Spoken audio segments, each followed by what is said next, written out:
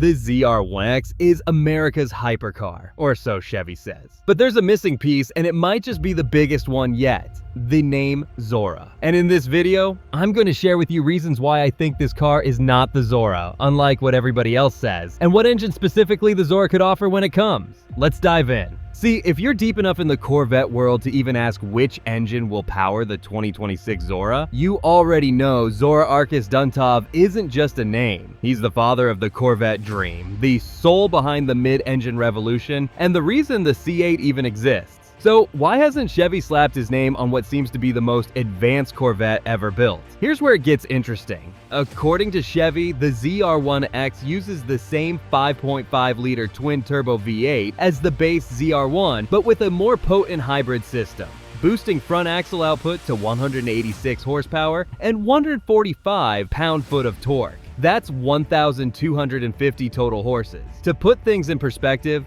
the Ferrari SF90 Stradale produces 986 horsepower. The AMG one, 1,049. The ZR1X outruns its rivals on paper and could hit 60 miles per hour in under 2 seconds. So why not call it the Zora? Why the holdback? Because Chevrolet is playing chess with our minds. How? First of all, look closely at the language in the reveal. Electrified, not electric. Zora has always loomed as the apex predator of the C8 family, a whispered final act before the curtain closes. If the ZR1X is a hybridized ZR1, that suggests the full electrified beast hasn't yet taken the stage. And Chevy engineers have already hinted at internal upgrades beyond what the E-Ray offers, which the ZR1X just barely eclipses.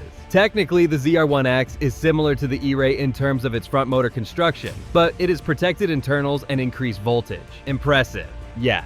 But revolutionary? Not quite.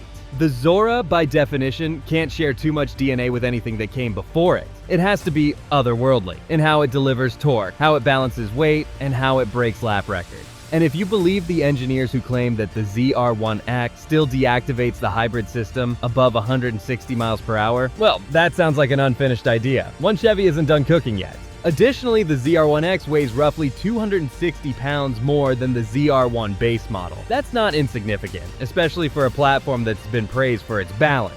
But again, what if Chevy is saving its next move for something even more radical? A Corvette that doesn't just dip its toes into hybrid territory, but fully embraces electrification. Not an E-Ray with steroids, but a Zora with a fully integrated torque vectoring dual motor front axle. Something that breaks the mold so aggressively, it makes the ZR1X look like the warm-up act. Then there's the money. The ZR1X will likely start around $195,000. That's supercar money, no doubt. But hypercars, they're in the $1 million club. If GM were really pulling the Zora name from the vault, don't you think they'd charge for it like it meant something? They didn't trademark Zora just to quietly toss it on a model that already shares most of its core with 2 existing cars. They're saving it. And so, if the ZR1X isn't the highly anticipated Zora, what engine will power the Zora in all that glory? Let's get context. You see, the ZR1X pairs the LT7 twin-turbo 5.5-liter flat-plane crank V8, already producing a monstrous 1,064 horsepower on combustion alone, with the E-Ray's updated electric motor system, giving it an additional 186 horses.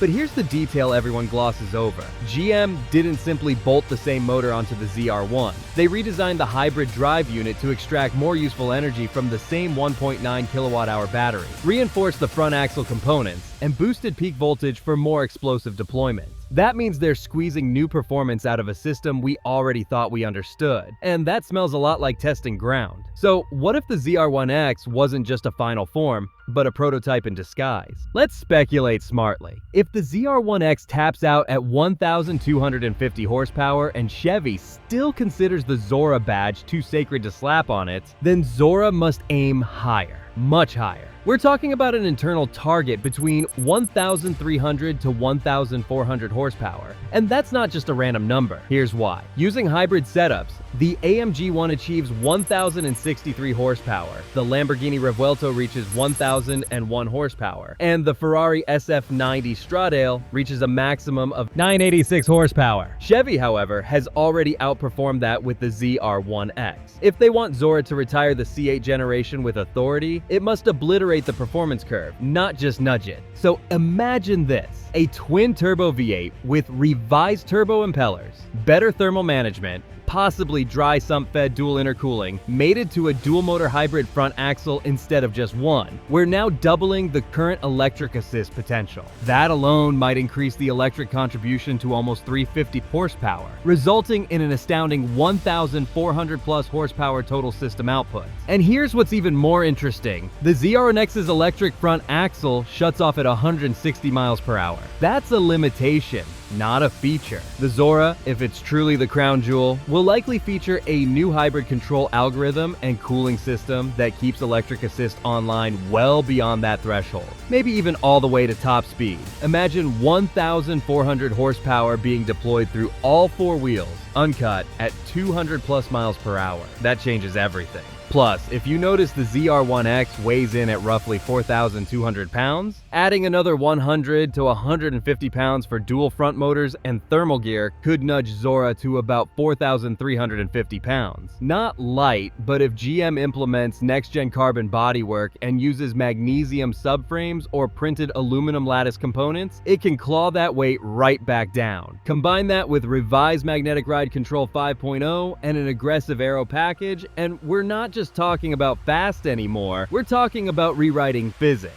So, is it possible GM already has this engine sitting in a prototype base somewhere, hooked to diagnostic machines and blowing through virtual Nürburgring laps in a simulation lab in Warren, Michigan? You bet. Is it possible the ZR1X was designed not just to wow buyers, but to act as a proving platform for how much energy deployment and chassis stability GM can extract from a Corvette frame before handing the torch to Zora? Even more likely. Because if the ZR1X is already making hypercars sweat, and Chevy still won't call it Zora, then what's coming next must be powerful enough to make the sun blink. Something worthy of the name Zora. Something that might make 1,250 horsepower feel ordinary.